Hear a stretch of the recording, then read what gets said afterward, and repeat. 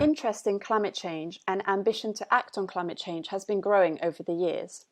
And in fact, we've seen a shift in the language which is being used in the UK, which was dominated by terms such as climate crisis between 2006 and 2009, to an explosion of the use of climate emergency since late 2018. It's interesting to see that the use of the term climate emergency has led to climate emergency declarations, but we've seen a disconnect between climate emergency reflecting a global issue and climate emergency declarations, which are actually an enactment at the local level. Globally, the first climate emergency declaration was made in Darebin in Australia in 2016. In the UK, the first climate emergency declarations were made back in 2018, with the first being in Bristol.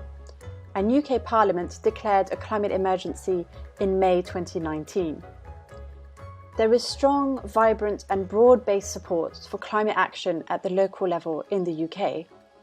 We now have 3 out of 4 local authorities, 319 in total, that have declared a climate emergency. Climate emergency declarations have been made in a variety of forms. Generally, these have consisted of a motion put forward to a council to be approved. And these climate emergency declarations have been instigated from across the political spectrum, with the support of civil society through, for example, citizen juries and citizen assemblies.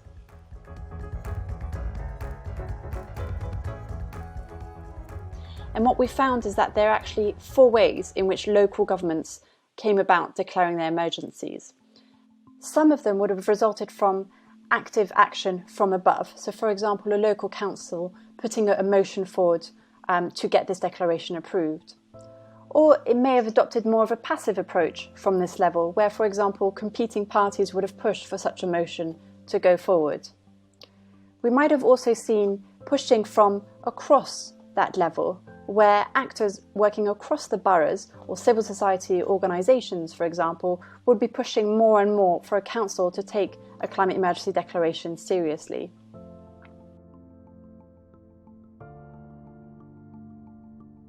And we may also see a 4th way in which these declarations come about, which is where local authorities or boroughs may adopt more of a competitive approach and want to declare a climate emergency to work alongside their neighbouring authorities.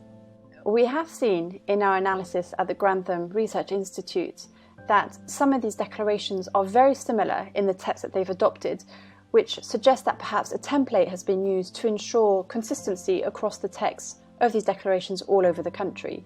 We also looked into the motivations for these declarations being made, and we found that, again, there were 4 motivations for declaring a climate emergency.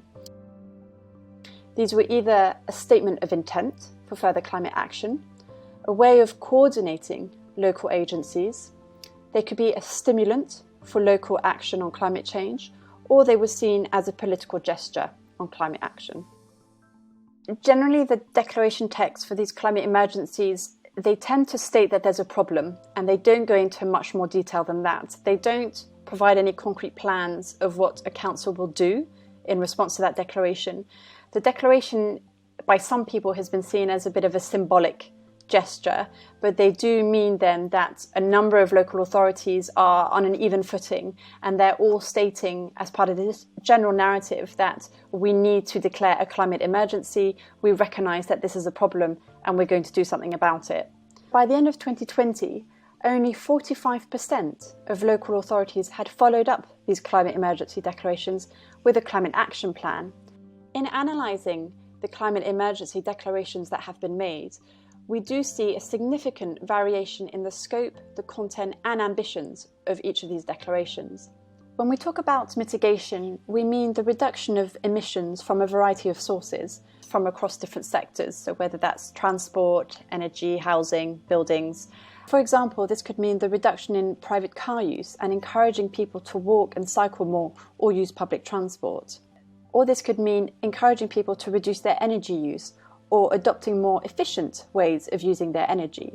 And when we talk about adapting to the physical impacts of climate change, we think about the range of risks that we're going to be exposed to under a future climate scenario.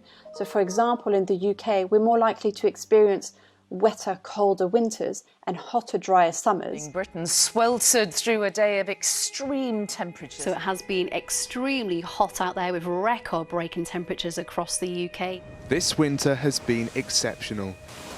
Since late December, storm after storm has battered our shores. And adaptation means coming up with ways in which we can better improve our resilience and resistance to these types of risks.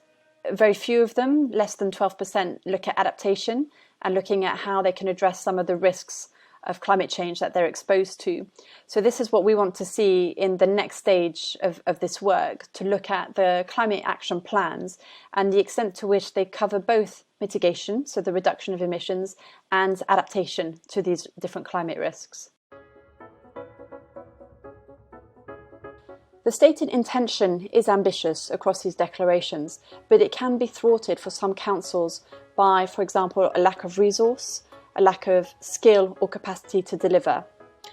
And we need to address this to ensure that these declarations don't become just symbolic acts of action, and that they actually translate into meaningful and effective action on the ground.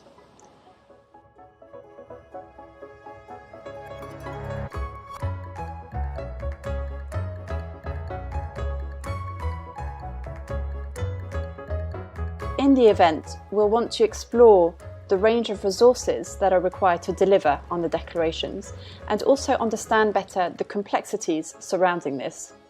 And as part of the discussions, we're hoping to explore in more depth how to rebalance efforts on mitigation and adaptation in the declarations and any resulting climate action targets.